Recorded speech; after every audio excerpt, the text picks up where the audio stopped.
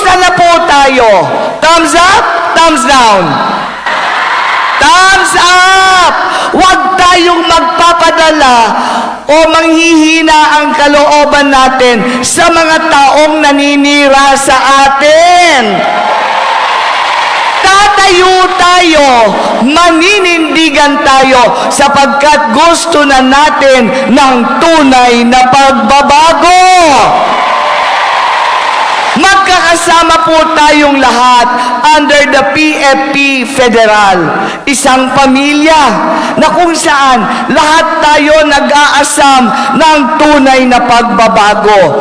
Kung hindi po tayo magkakaisa sa panahong ito, kailan pa?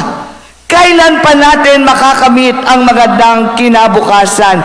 Ngayon na po ang tamang panahon. Sila, puro paninira. Sila, ang sinasabi, puro kasinungalingan.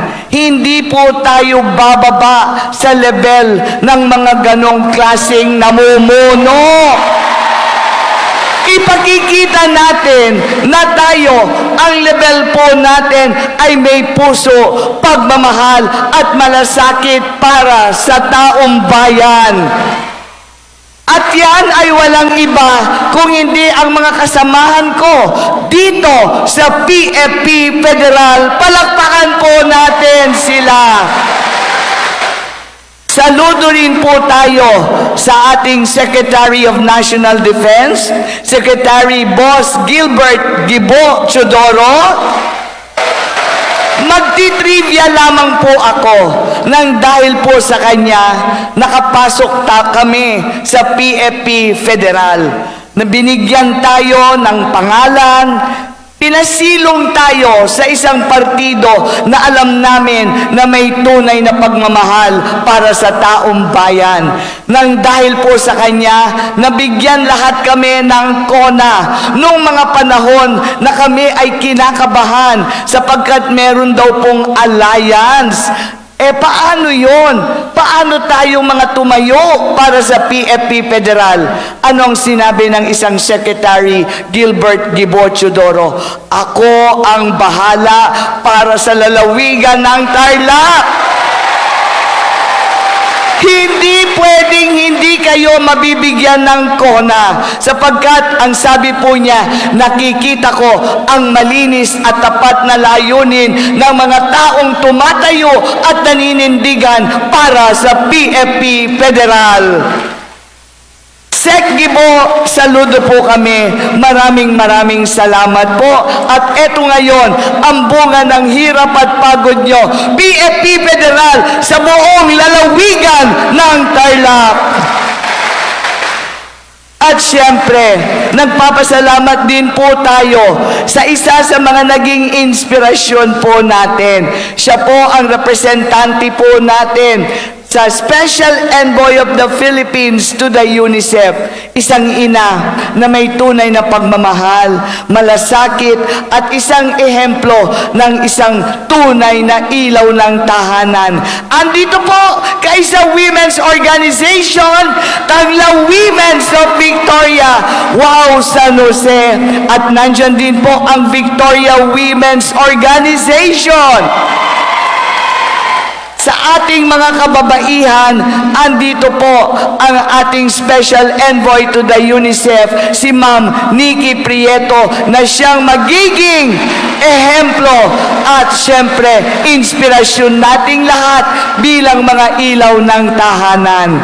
Alam po ninyo, mapalad po tayo dito sa lalawigan ng Tarlac. Bakit?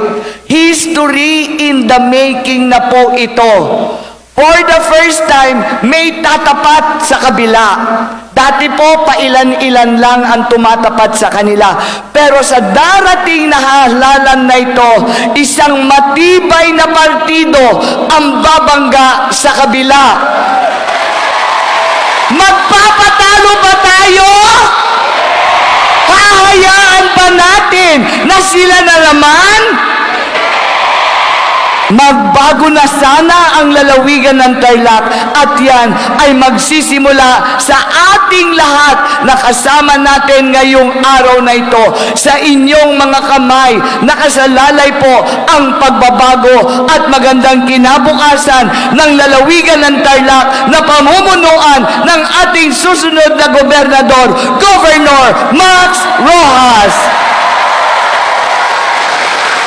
At syempre, nandyan si Vice Governor Bogs Aganon. At kasama ang ating mga board members, mga mayors, vice mayors, at mga councilors natin.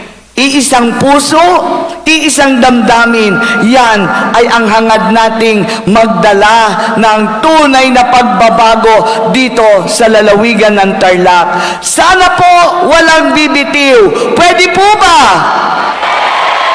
Abe-abe bang matibe? Magkaisa bawat oras, sama-sama. Sa inyong lahat po, maraming salamat sa oras, panahon na ipinagkaloob nyo sa amin. Masaya po kami at nandito po kayong lahat. Isang patunay na ang mga taga-Tarlac ay mulat na. Isang patunay na ang mga Tarlakenyo ay gising na. Isang patunay na dito tayong lahat ay pinagbubuklod ng isang puso at damdamin. Maunlad na lalawigan ng Tarlac, magandang kinabukasan para sa lalawigan ng Tarlac. Magandang hapon po at mabuhay po tayong lahat. Welcome po sa ating PFP Federal Proclamation. Maraming salamat po.